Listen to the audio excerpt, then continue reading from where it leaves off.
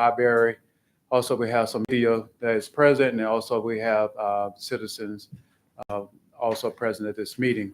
We're going to go ahead and open up the floor to the director and let him come and introduce himself at the podium and let his anyone from his organization wants to speak. And then after that, each council member will be able to ask a questions to the board, and then we'll dismiss from there.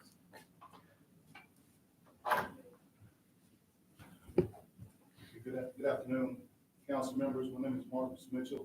I'm Public Relations Officer for Mobile Public Library.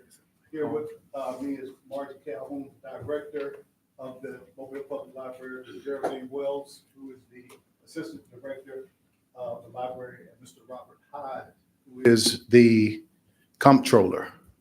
And I think our director will open up the slide presentation.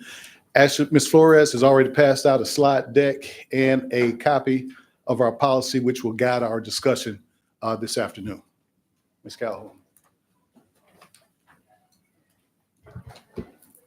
Good afternoon. Good afternoon. We thank you all for inviting us here, and excuse me if I lose my voice. So the first slide up introduces our presentation. Okay, we are Mobile Public Library, and we pride ourselves on how we serve our community. The library is a vital resource for our community. We offer a wide range of services and programs to residents of all ages. Our mission is to support literacy and connect to our community. We inform, entertain, and inspire. Next.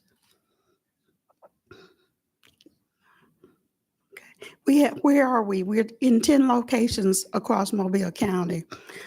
We have a couple of branches outside of city limits, and we have 8 other locations, plus the Ben May Main Library downtown and a bookmobile. Our stats, and these are actually stats from fiscal year 23. Attendance at the libraries was 705,366. We processed 1,062,542 loans. Our library card holders number 138,792. Program attendance on site, which means these are programs within our building. The number of people, 54,817. Program attendance off-site, that's when we go in the community, 14,650. Computer usage sessions, these are in-house machines, 161,351 sessions. Meeting room use, we had 1,227 meetings. That's the public using our buildings. Meeting room use, the number of people or attendees, 14,521. And Wi-Fi sessions, which means sometimes people sit in their cars in our parking lots and they use our Wi-Fi. But the number is 148,892. Next slide, please. Our operating budget. And one of the reasons we included the budget is 1, you're a major stakeholder, and 2, some money is at risk. The state aid may be at risk if we're unable to comply with what the state's asking. Anyway, the city of Mobile gives us $8,195,465.09. Mobile County gives us $1,758,850. And state aid, which comes through the Alabama Public Library Service, gives us $1.04 per capita, and that equals $486,329.56. What do we spend on materials? Books, $895,315. Electronic or digital resources, $613,500. And audiovisual materials, $100,000.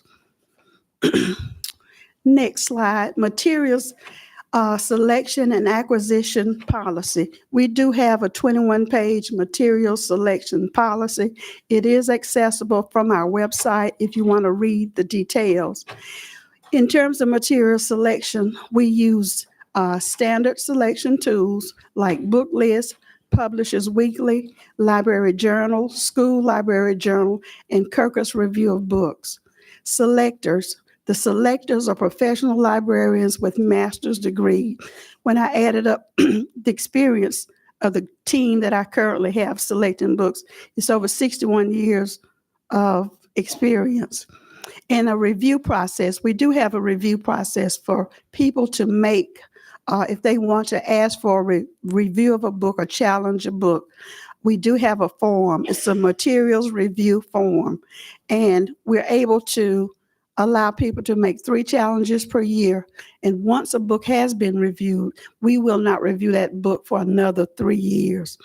The library always reserves the right to reclassify or relocate materials as we see fit. And the administrative code changes. This is probably one of the things you have that you have concerns about and want to know how we're going to work with that. Okay, first, on May 16, 2024, APLS, the executive board, they passed new changes to the administrative code that as it relates to libraries.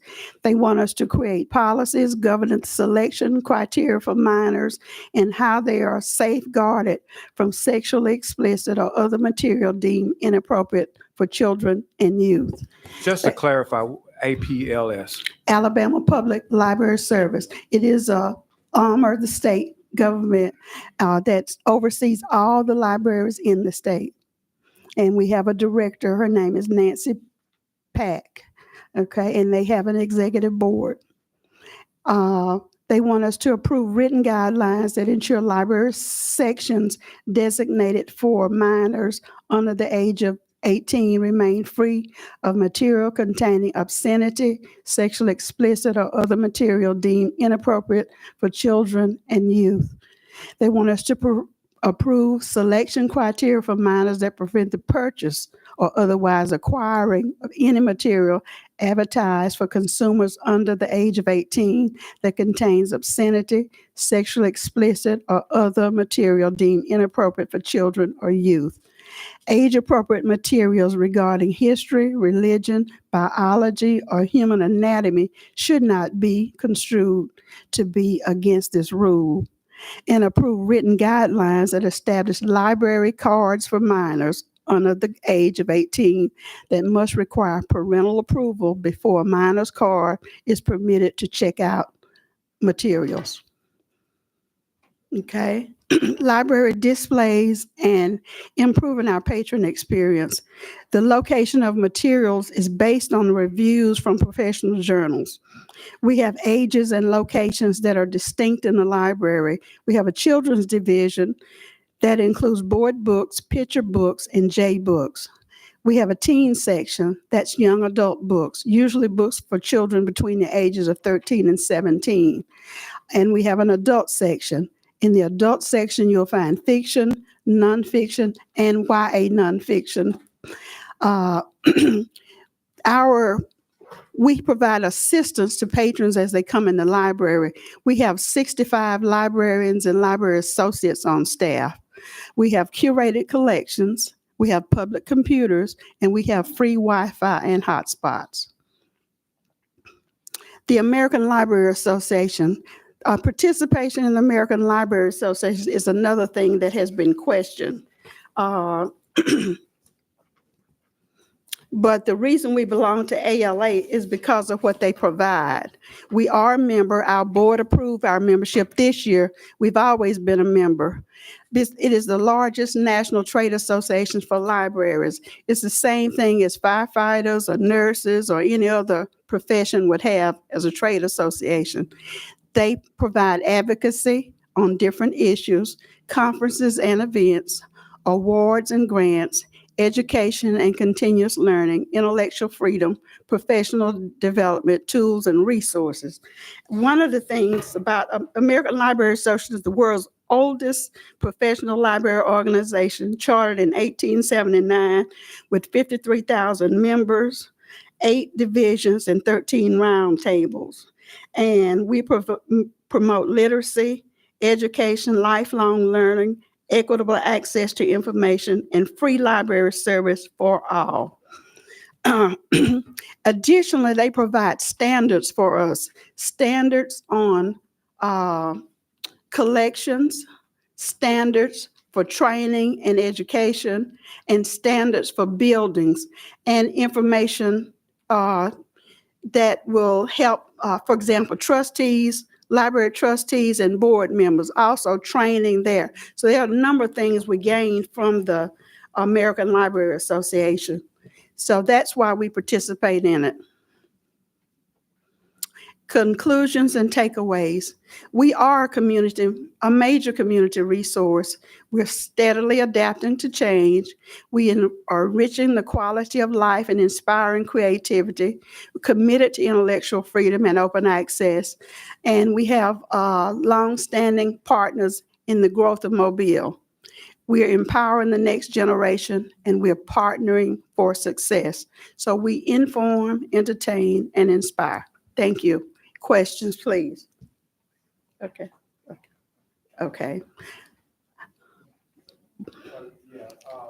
We'll start with Councilman Penn and Okay. the questions. Thank you, Mr. President. And again, thank you so much for coming. I'm a big supporter of Mobile Public Library and all the things. My kids love it. They've been coming since they was little kids to the reading programs and all the different programs. So we're part of that number. So thank you so much for your service. I see that I guess the Alabama, the AP. APLS. Yeah. Uh-huh. Yeah, so they have certain standards that has been passed. How is from our standpoint, how are we going to implement that? We are tweaking our selection policy to include these standards within the policy. Like I said, we did have the board vote on our participation in ALA.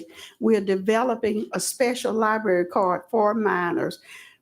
Previously, we've always had cards. Anybody could have a card if the parent wanted the child to have a card. Didn't matter what age. They could have a card. They could check out anywhere in the library. But we intend to institute an additional card, what we will call right now, we're saying it's a restricted card. With that card, the parent will have to be with the minor child before they can check out. And the same thing within our different sections of the library, when it goes to acquisitions and collection development, we still need to take in consideration the guidelines that they've set forth here for us to follow. Okay. And then with the material review process, I know it's 3 challenges per year. So kind of give the process in doing that, of course, throughout this time, we've been receiving phone calls. If someone pick up a book or anything like that, what is the process? Do they present that to, what is the process to get that reviewed? We've given you a copy of our materials review form. That's Appendix 5 of the library selection policy. And it says request for review of library materials. You can fill one of these out for each book that you want to challenge. We did put in June of 2024, we changed some of the rules or updated them so that we could not be inundated with somebody outside of even the city of Mobile, the state of Alabama, bringing us a list of 200 books and saying they want to challenge these books. We couldn't handle that. So we put in place standards for challenging books. We ask people to challenge 3 a year. If we review it, we don't want to review that book again for 3 years. Okay. And the person should be a resident of Mobile County. Okay. And then my last question regard child age appropriate books. What is the process? Is it any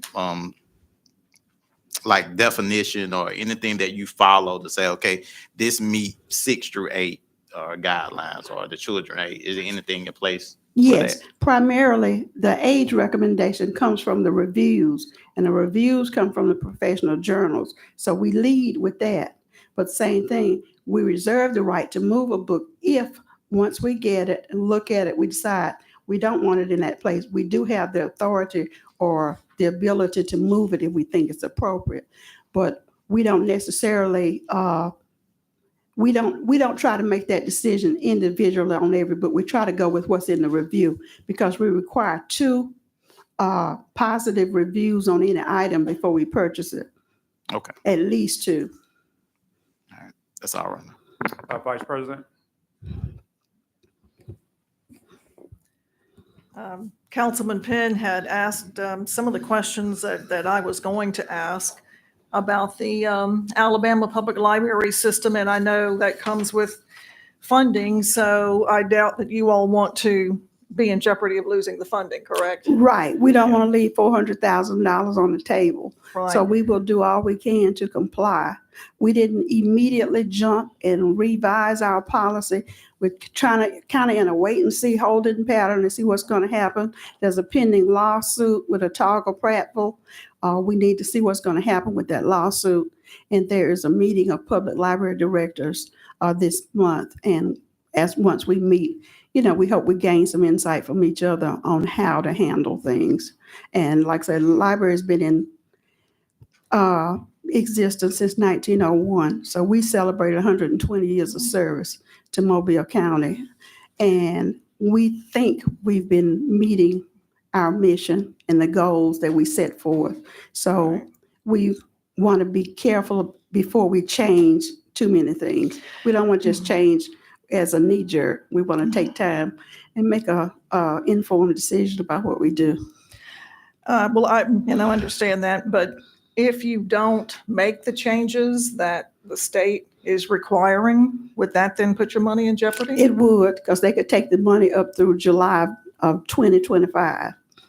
So how long are you going to wait before y'all implement all of the changes? We will, I would think we will end up doing that before the end of the month. When we have the next board meeting, we hope we have some, because the board will still have to approve what we do. And that will be the end of the month.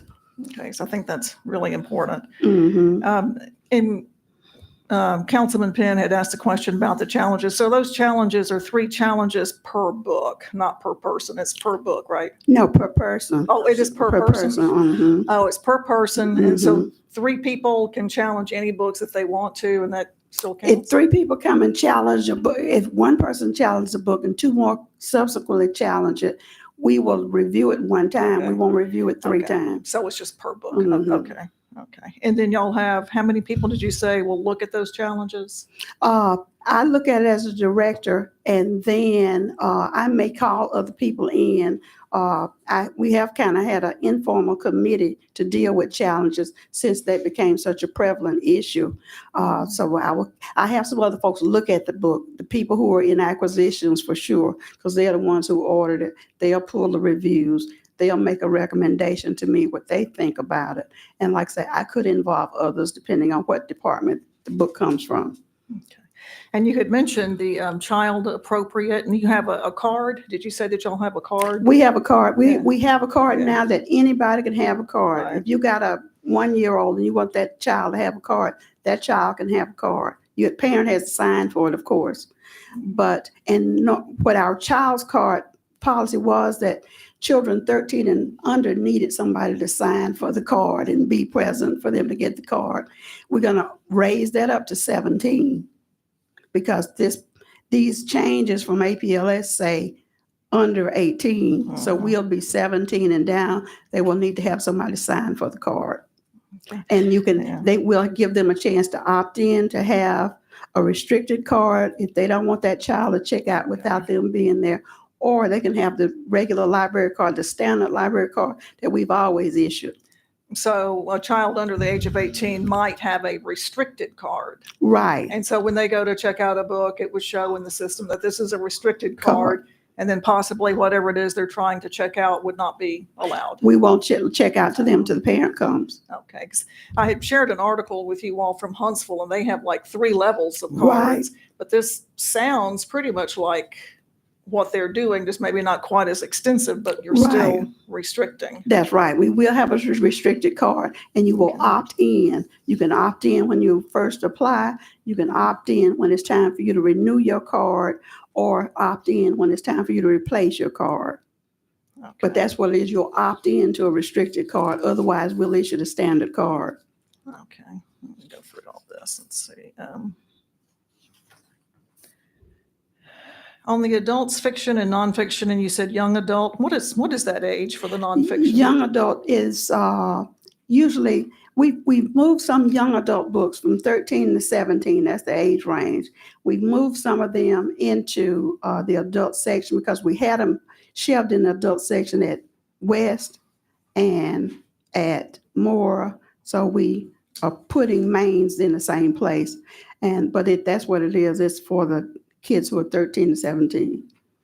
So they will be in their own section. They will go, but the fiction will remain in the teen section, because I got a teen room at Ben May and I have a teen room at West Regional. Okay. And so they have their own room, but the books in there are fiction. Okay. As far as the American Library Association, Mhm. I was trying to take some notes to make sure I understood everything that you all do with the ALA. If you pulled out of the ALA, Mhm. would that pose any financial hardships on you all? I mean, No, like it what wouldn't the be a state fi- is, the state gives you about $500,000. Do you all get funding like that from the ALA? No, we get grants from the ALA. You Grants. can apply for grants through Yeah. ALA. The last one we got was, we used it to buy hotspots and send them to Oh. Grand Bay where people had limited access to the internet. And so sometimes they have exhibits, like the Holocaust exhibit. We had that in Mobile. We one of, I can't remember, it was only 12, 13 libraries across the country that had that exhibit. Conferences and events, for example, that's what you're missing out on professional Yeah. development. They had 13,532 people attend the last convention in San Diego this past summer. They had 5,093 exhibitors at that convention and 8,439 librarians. So that's the value in belonging to ALA. They put together things you don't have time to compile. And same thing, like I said, with standards. They have building standards. When we get ready to build buildings, we look at the standards that libraries ought to follow. When we get ready to develop a collection, they have things like what's called core collections. Well, if you're going to start a building from the ground up, you don't have time to select every book one by one by one. So you go look at a core collection, then you go to a jobber, you got something to start with. And the same thing with training. That's what's vital. And ALA accredits library schools in the country, Canada, and Puerto Rico. It's only about 55 or 60 schools throughout the country. In the state of Alabama, University of Alabama is the only accredited school. In Mississippi, it's University of Southern Mississippi in Hattiesburg. So most states have maybe one accredited school. Some have two or three, some of the larger states. I think Kentucky and Pennsylvania and a few others have multiple colleges that have MLS degrees. Because to enter the profession and call yourself a librarian, you have to have a master's degree. Most people don't realize that. So we start out with a master's degree if you're a librarian. Okay. Like the state has given you all certain policies that they want you to follow, but the ALA does not do that. No, they don't tell us what we have to do. You don't have to be lockstep with ALA with every last thing they do. First place, most people wouldn't be able to do it. But it's there for those people who need, like I said, large libraries need it because same thing. There are things standards you need to be meeting. Little libraries need it because they don't have an opportunity to do much professional development. We have libraries in the state of Alabama. When we go to Montgomery, Birmingham, or Huntsville to have the state conference, many of them, they can't even come. But they don't tell you what books you have to. No, they don't publish tell or us something. anything about, that's up to us, what we Okay. select And if and you should, purchase. if you all should decide to follow in lockstep what the state requires, Right. the the American Library Association is not fixing to kick you out. No, right? they can't do that. They have what's called chapters. They're Okay. chapters in different states. So Okay. as long as we pay our membership fee, we can be a member. But they are not there to dictate. They're there to provide opportunity for learning and access. Like I say, if you have 5,000 exhibitors or vendors, there's no other place you're going to go and see that many people demonstrating services, equipment, and materials for libraries. ALA is the place to go. Well, thank you very much. I too am a big library user and appreciate all that you all do, especially I know the computers are highly used at every library I ever go into. People are using them. So I appreciate that. Appreciate the update on what you all are doing. And the thing that APLS has done recently is they are determined they're not going to give the Library Service and Technology Act money. They are withholding that money. That is going to impact people in a negative way. The last LSTA grant that Mobile Public Library got was over $40,000. Well, really, it was almost $60,000. We bought 42 new computers for the children's areas throughout the system because those children's computers were 10 years old. So we can't even apply for a grant. We had a pending grant for digitization. We were going to digitize some more of our local history stuff, but that's on hold now if they're not going to make those grants. But little libraries are really going to suffer from that. Just one last question. I know we talked about the funding that you all get from the state. Right. And it sort of being able to keep that funding is based on following their guidelines. Have you been in touch with them to let them know what it is you're doing already? They know. They give us a report of 200 library systems in the state of Alabama. Only 75 have submitted policies. Everybody else is sort of in a holding pattern, trying to see, exactly. Like I say, everybody wants to make the right decision. So are we in the holding pattern? Like I said, we want to be done with this by the end of October. And they meet again when? They will meet again. It doesn't matter when they meet. They met in October, I believe it was. So I think they have quarterly meetings. So I'm not sure if they will meet before the first of the year. But anyway, we don't have to worry about that. They opened up a window of September 2024 through June of 2025. That's how long you have to submit your policy. But obviously, you don't want to wait that long. Oh. But if you hit the mark if you do it before June of 2025, because they can still disperse your money in the month of July. So you don't want to be in jeopardy of losing that funding. Right. We want the $400,000. We don't want to leave good money on the table. Right. Okay. We have every intention of trying to comply with exactly what they ask us to do. Councilman Dave? Thank you for being here today. I appreciate Okay. your coming to give us this this report, and also appreciate what you do every single day for our citizens. And I regret that the library system is engaged in this unfortunate discussion right now. Just a few things.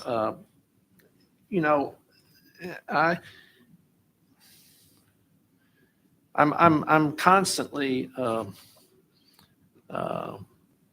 amazed that the folks up in Montgomery want to tell us out in the hinterlands exactly how to run our business, when really our business is best run by the people who are here. Now, having said that, if the APLS guidelines are the law of the state and you're dependent upon that for money, then obviously you have to comply Right. with the APLS guidelines as quickly as you can get in compliance, and I support that. I understand the difficulty of, so much of this is subjective. What is sexually explicit, what is inappropriate for children. A lot of this is very subjective, and if you have 100 people in a room, each one of those people will make the determination about a particular book in a different manner. So I appreciate the difficulty you face in coming into compliance with this particular piece of legislation. In any event, the state has stepped in and told you that you're going to have to do this, and so you got to do it. But I don't think that the Mobile City Council should be in the position of imposing additional burdens on you with respect to how you run the library. Okay. You got a very good organization out there. You got a very talented staff, a good board, And I think you ought to continue to, as I say, you got to comply with the state law, but continue to do what you're doing. Thank you very much. Thank you so much. And that's what it is. Some of the mandates are what we call unclear. For example, they say displays need to be approved. They don't say by whom. And we already were, any display that goes up in a library, somebody in the library approved it. You know, it's the branch manager, and usually it stops at that level, department head. They don't usually call me and ask me, can I put up this display? Thank you very much. Mhm. Councilman Carroll? Thank you, Mr. President. Look, I really appreciate all of you from the library coming down today and discussing this with us. I guess since we last met, I probably read, looked at, studied your budget, went through all the libraries in the county, even went to 3 of them to see where books were placed myself so that I'll actually know where they were in the library once I was asked, so I'd know specifically. I guess after hearing you go through your changes, I guess in some self-corrective measures, it answers some of the questions or statements that I made. One, a parent should supervise their child in the library and not the child be unsupervised. There's measures now going to be in place for that, as opposed to a child being able to free roam without a parent to do whatever they want to do. The other questions have been somewhat answered too, as you've gone through the process of change and going through that process. But I do believe in you doing that on your own, and that this council should not be directing the Mobile Public Library to make whatever concessions or changes that need to be made. Simply remembering that there are more than one city that the Mobile Public Library serves throughout this county. Even though it says Mobile Public Library, it's not Mobile City Library. The library is a county agency beyond us. And if you remember, even back when we were trying to give raises and all those things, there was a big conversation as to why does the city have to fund a county entity. So in essence, in asking this city to direct something that's more county, I think would be inappropriate at this time. We're not a county. We're not a county municipality here. We are a city municipality. I stand behind what you guys are trying to do and what you're doing. I grew up going to the Mobile Public Library probably every day during the summer for those 2 months, like I told y'all earlier, from 9 o'clock in the morning until lunchtime when we went over to Texas Street Park. It was the thing to do. A lot of the little trivial facts that I have in my head come from being able to sit in that library and have access to things that we just didn't have in our house at the time. So I stand behind your decision, but I also stand behind the fact that this council does not need to be directing the Mobile Public Library on how to run its business. Thank you. I'd like to say thank you all so much for coming this afternoon and giving us an update and also answer some of our questions.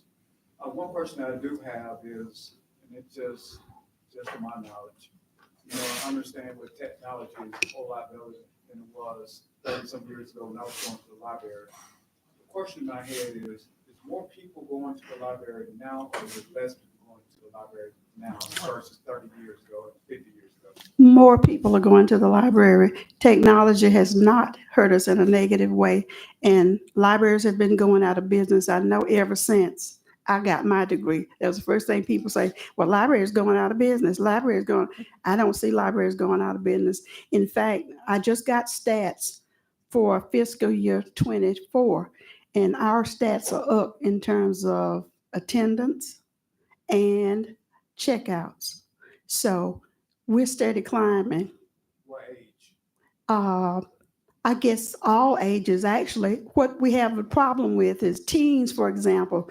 Teens account for about 25% of library service, and only about that many teens actually use the library. I would say check out books and read. They do use the library because we have kids come every day. They don't necessarily check out, but they're in the library in the afternoon. So it's really across the whole spectrum. You have parents who check out at some of our branches. You can have, we used to have 50 items, 75 items now to a card. We would have parents easily hit that. That's why they would get children's cards, because they wanted 50 books for this child, 50 books for the next child, and then they check out some materials for themselves. That was the point of getting children's cards. So people are engaged in using libraries, and that is not going in a negative direction. And I'll just tell you this, I need 3 libraries, but I'm going to ask for 1. Anything